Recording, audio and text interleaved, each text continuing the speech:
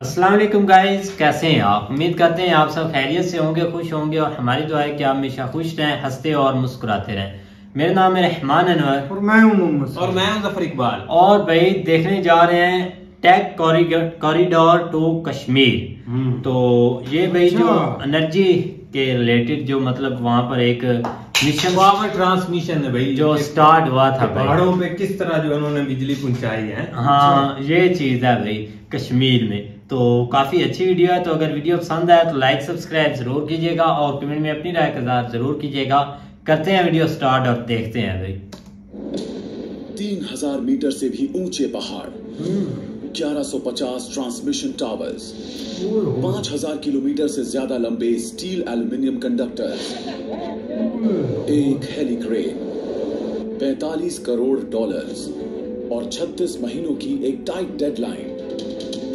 इंसान और मशीनों को अपनी पूरी ताकत जुटाकर सामना करना है हवा, बर्फ, तूफान और घाटियों का। सही बात है। और पहुंचानी है हिमालय में बहुत ऊंचाई पर बसे गांव तक बिजली। ये है अल्टीमेट जॉइंट वेंचर, इंसान, मशीन और पहाड़ों के बीच। ये है किरण उम्मीद और रोशनी की। कश्मीर। ये लो।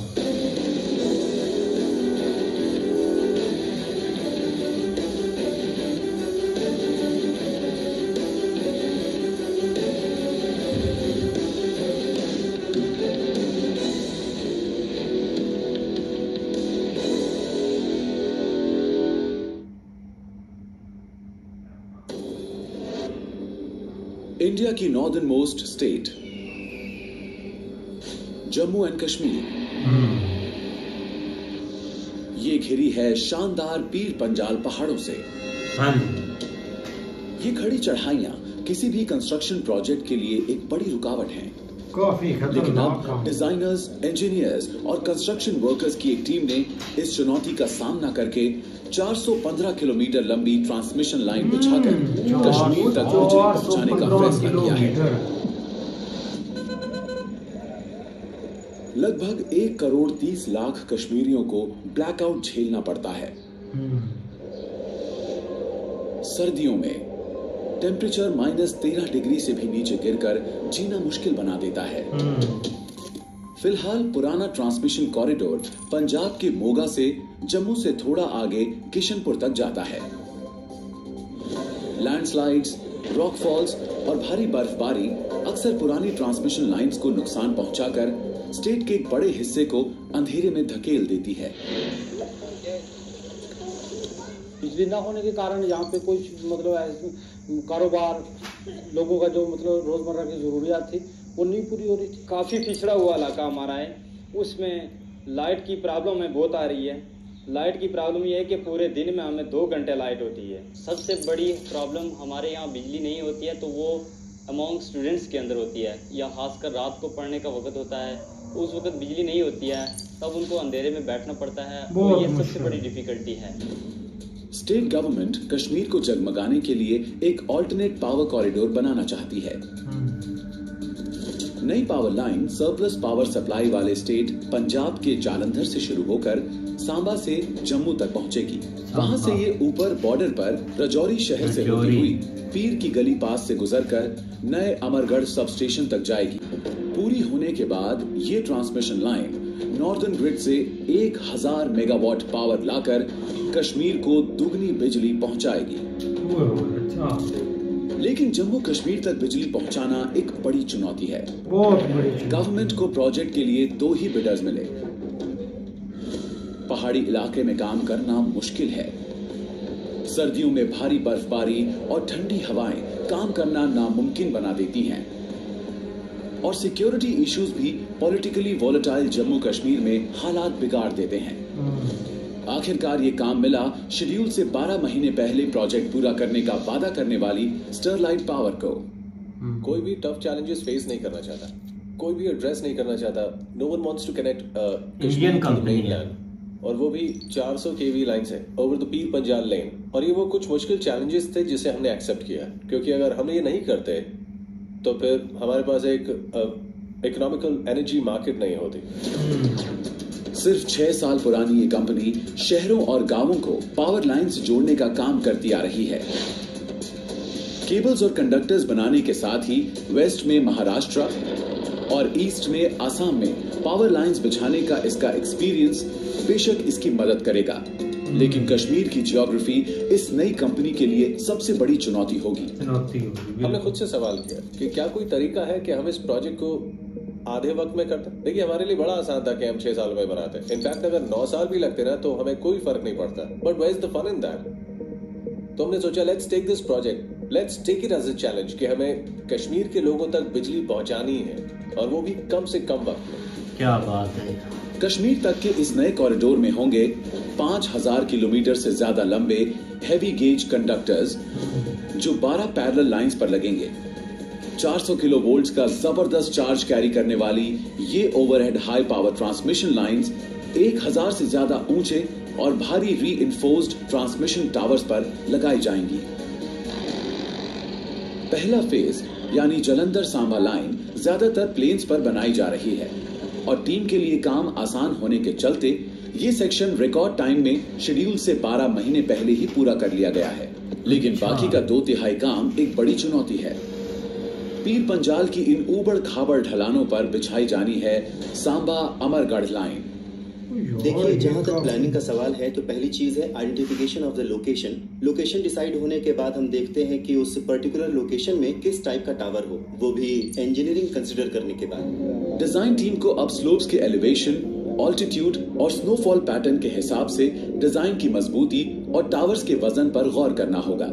तो हम बात कर रहे हैं सांबा टू अमरगढ़ के बारे में। इसमें 4 सेक्शंस हैं that we have divided to Akhnoor and to Rajouri to Amargarh, right? Now in these 4 sections ये वाला पोर्शन है नॉन हिली एंड विदाउट स्नो, ये वाला पोर्शन है हिली और विदाउट स्नो, ये पोर्शन है हिली प्लस स्नो, और ये है सेमी हिली और स्नो पार्ट, राइट? तो अब इस hilly and semi hilly and snow area में हमें टावर्स ऐसे डिजाइन करने होंगे ताकि we can club these to.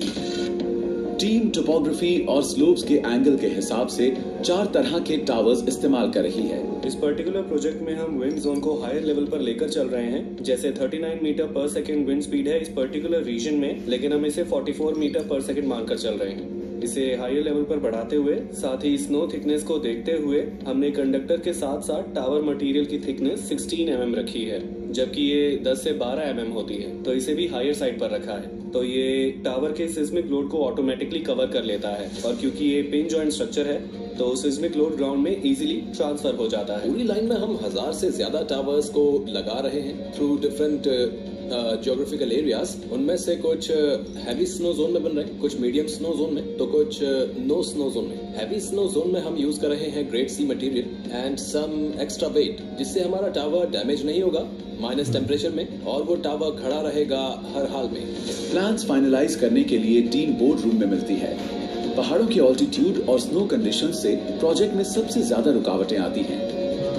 Sterlite power के चीफ एग्जीक्यूटिव ऑफिसर प्रतीक अग्रवाल प्रोजेक्ट में काफी दिलचस्पी ले रहे हैं। सो रिलायबिलिटी सिर्फ 35 साल के लिए नहीं बल्कि एटलीस्ट 50 साल तक ये लाइन जम्मू एंड कश्मीर और पूरे देश को सर्व कर सकती है। लेकिन अभी एक बड़ी मुसीबत से पार पाना बाकी है।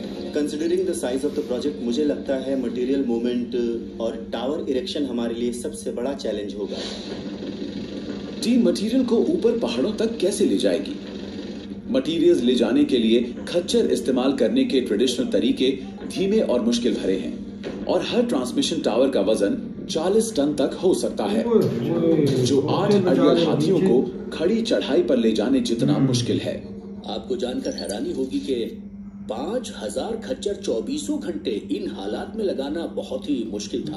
डायरेक्टर होने के नाते मैंने सोचा कि क्या किया जाए, मतलब लोगों की मटेरियल्स, जीप्स, ट्रक्स, ट्रैक्टर्स और उन एक्सकेवेटर्स की प्लानिंग करनी थी, लेकिन खच्चरों का क्या? कहीं कहीं सड़क न होने के चलते जमीन का रास्ता काफी टाइम कंज्यूमिंग था, इसलिए इंजीनियर्स ने जवाब की तलाश में आसमान की ओर देखा।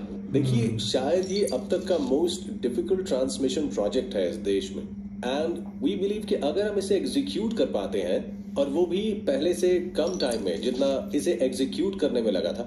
तो हम इस देश में कोई भी प्रोजेक्ट पूरा कर सकते हैं, और इस प्रोजेक्ट को पूरा करने में हम चाहते हैं कि हम दुनिया की बेस्ट टेक्नोलॉजी इसमें यूज करें ताकि इस प्रोजेक्ट को गिवन टाइम में पूरा कर सकें। और इसीलिए हम हेलीक्रेन भी यूज कर रहे हैं, बिकॉज मुझे लगता है कि दुनिया की तमाम टेक्नोलॉजीज देखने के बाद शायद इस प्रोजेक्ट को एग्जीक्यूट करने की हमारी एम्बिशन में और वैल्यू ऐड होगी।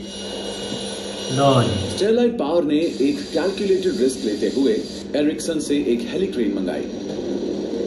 हेलीक्रेन या S-64 एक बहुत बड़ा हेलीकॉप्टर है जो 9000 किलो तक का वजन उठा लेता है।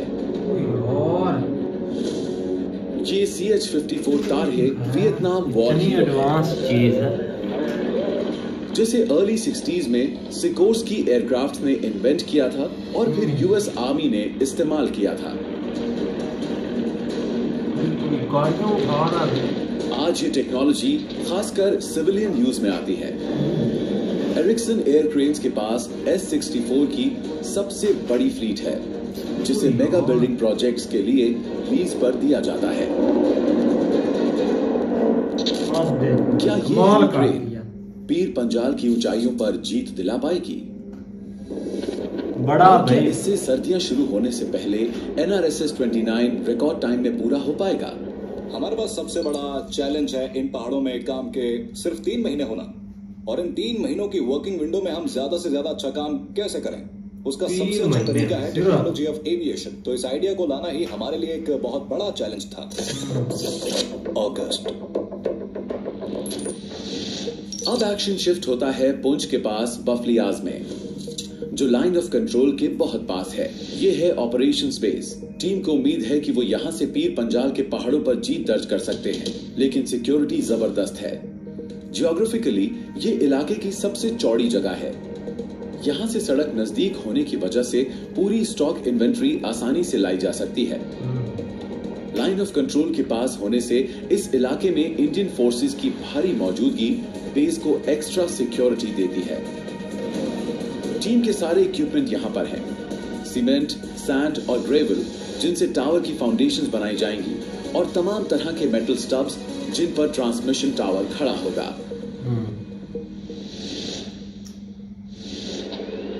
इस बीच दूर गुजरात में मुंद्रा पोर्ट पर एरिक्सन हेलीक्रेन आखिरकार शिप से उतर चुकी है जो ऑस्ट्रेलिया से आई है।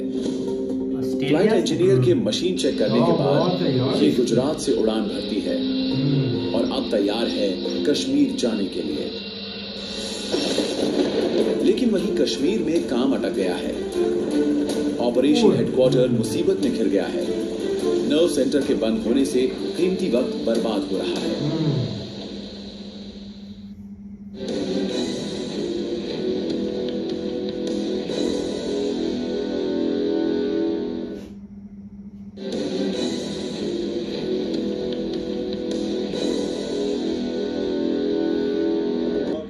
कश्मीर को सेंट्रल इलेक्ट्रिसिटी ग्रिड से जोड़ना बड़ा मुश्किल काम है। पीर पंजाल के पहाड़ों से पार पाने के लिए इस टीम ने हेलीक्रेन हायर की है, लेकिन इसके पहुंचने से कुछ ही दिन पहले मुसीबत धावा बोल देती है। बहुत काम डिस्टर्ब हुआ। कश्मीर में बिजली लाने की कोशिश में रुकावट आ गई है। पास ही बहती नदी में आई बाढ़ की वजह से ऑपरेशन हेडक्वार्टर में पानी भर गया है। बेस सेट करने में हुई महीने भर की कड़ी मेहनत पर पानी भर गया है। क्रू सुरक्षित है, लेकिन पूरा यार्ड तहस नहस हो गया है। कभी पार्किंग जोन रही जगह आज नदी बन गई है। टीम चीजों को बचाने की हर संभव कोशिश करती है। रहने की जगह अब रहने लायक नहीं बची है। मुश्किल आप तो भाई। ट्रायल रन पर आए B-3 हेलीकॉप्टर्स को फौरन वापस कश्मीर भेज दिया जाता है। क्रू कोई जोखिम नहीं लेना चाहती। हमारे लिए एक चैलेंज था इस यार्ड को अवेलेबल कराना एरिक्सन के लिए जुलाई तक, लेकिन बीच में बाढ़ आ गई तो पूरा यार्ड दोबारा बनाना पड़ा। लेकिन वक्त बीतता जा रहा है। टीम बाढ़ के हालात देखने के बाद बेस उसी जगह बनाने का फैसला करती है। हेलीक्रेन के पहुंचने से पहले ऑपरेशन हेडक्वार्टर को चालू करना था। टीम के सामने एक डेडलाइन है, इसलिए वक्त बर्बाद नहीं किया जा सकता। सितंबर का पहला हफ्ता। सिर्फ 3 हफ्तों में यार्ड फिर से बना लिया गया है। अच्छा वाह। टीम ने इनॉग्रेशन के लिए लोकल आर्मी कमांडर को इनवाइट किया है। अब ऑपरेशंस बेस हेलीक्रेन की पहली सॉर्टी का वेलकम करने के लिए तैयार है। लो जी उतर गया। ये हेलीक्रेन एक गजब की मशीन है। नाम है ओल्गा, रशियन में जिसके मायने हैं होली। देखने में ये स्लिम ग्रास हॉपर जैसी भरे हो और लाइट वेट नहीं है। इसे ताकत देते हैं twin heavy lift engines.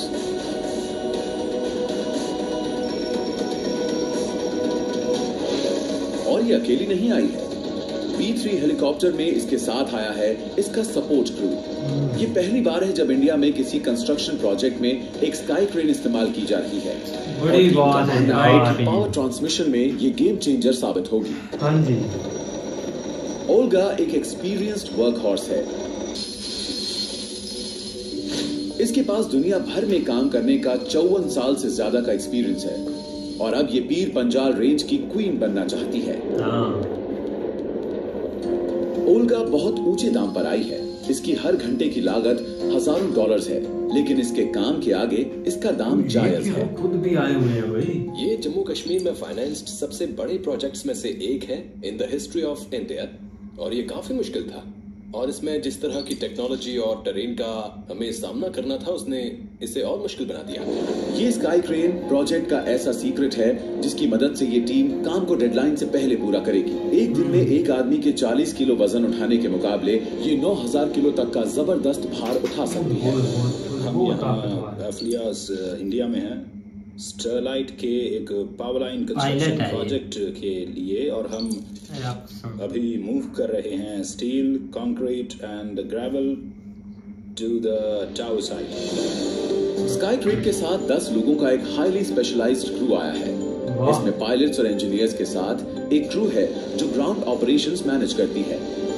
Ericsson crew काफी एक्सपीरियंस्ड है, लेकिन वो जानते हैं कि इस प्रोजेक्ट पर काम करना आसान नहीं रहने वाला।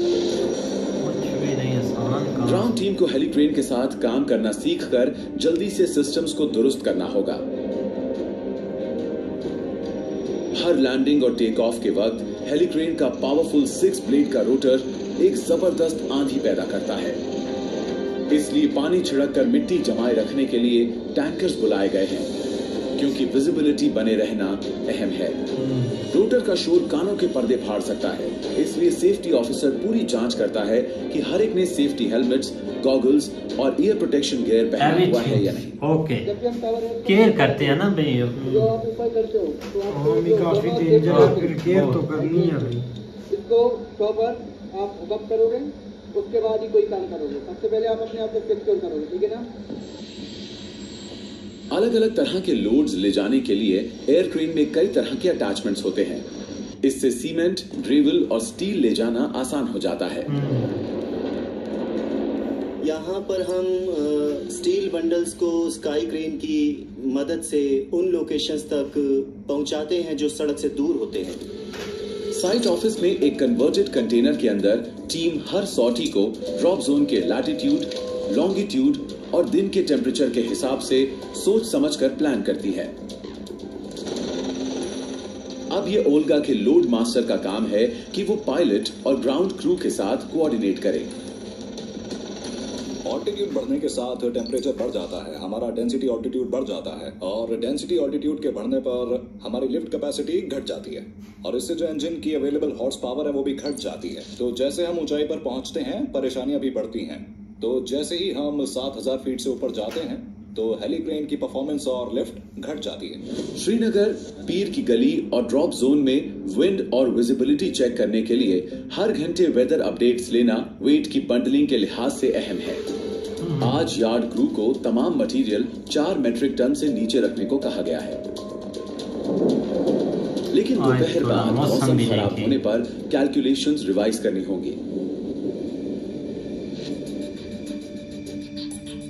सुबह की कड़ी मेहनत फिर से दोहराकर अगली सॉर्टी के लिए बंडल वेट रिकैलिब्रेट और रीमेजर करना होगा। स्टरलाइट पावर के प्रोजेक्ट मैनेजर निशांत गुप्ता जानते हैं कि मौसम या वजन में बदलाव को अनदेखा करना हेलीक्रेन पर सवार हर इंसान की सुरक्षा को खतरे में डाल सकता है। इस पहाड़ी इलाके को देखें तो हेलीक्रेन के लिए काफी चैलेंजिंग है, क्योंकि वो इस इलाके में 6 मीट्रिक टन से ज्यादा लिफ्ट नहीं कर सकता फ्रॉम 8,000 टू 12,000 फीट। तो हमें अपना प्लान चेंज करना होगा, direction to more of bundle shifting, या हमें करना पड़े much of dry material shifting plus steel bundles. तो हमने अपना पूरा सेटअप चेंज किया और जैसे हमारा टारगेट था।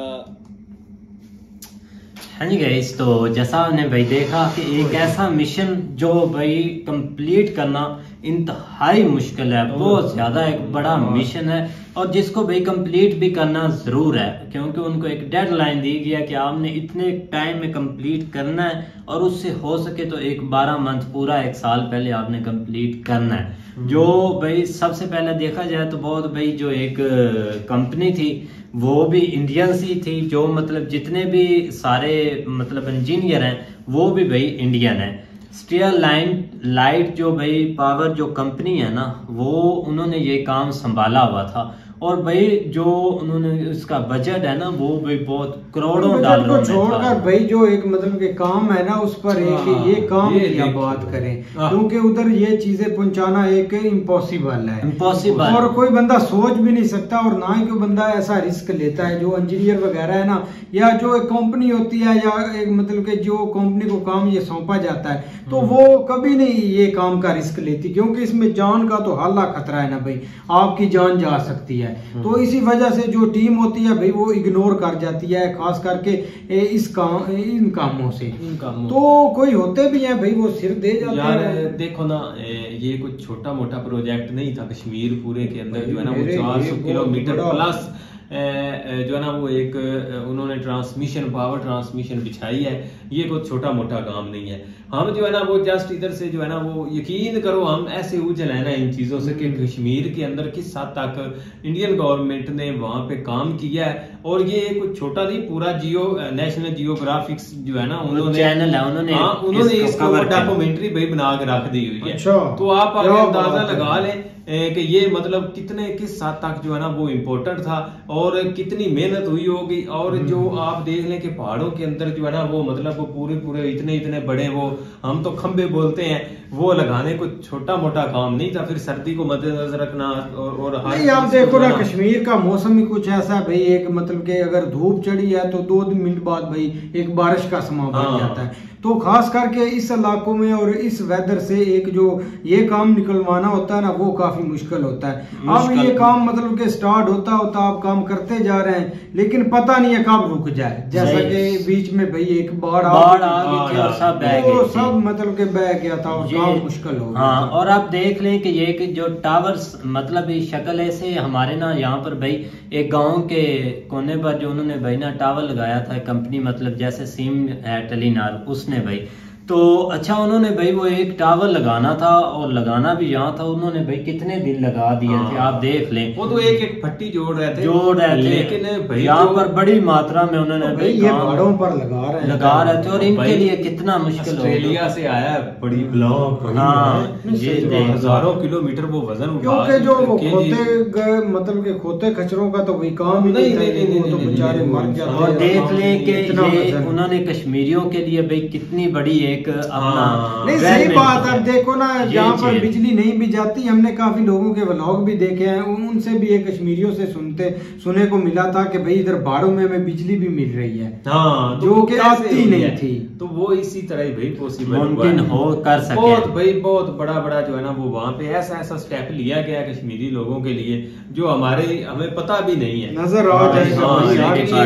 इसका पार्ट 2 जो है ना वो हम जरूर बनाएंगे, जरूर बहुत अच्छी डॉक्यूमेंट्री वो करेंगे। अभी तो ये स्टार्ट में देखा किस हद तक जो उन्होंने उनको मुश्किलात आई है, क्या चीजें, ये जो हेलीकॉप्टर वो लेके आए हैं ऑस्ट्रेलिया से विद टीम, यार बहुत इतना पैसा खर्च करके जो है ना वो उन लोगों को फैसिलिटी देने के लिए बस भाई ऐसे ही होता है। बिल्कुल भाई। तो काफी अच्छी वीडियो थी, तो उम्मीद करते हैं आपको वीडियो पसंद आएगी। अगर पसंद आए तो लाइक सब्सक्राइब जरूर कीजिएगा, कमेंट में अपनी राय का इज़हार जरूर कीजिएगा। अल्लाह हाफिज।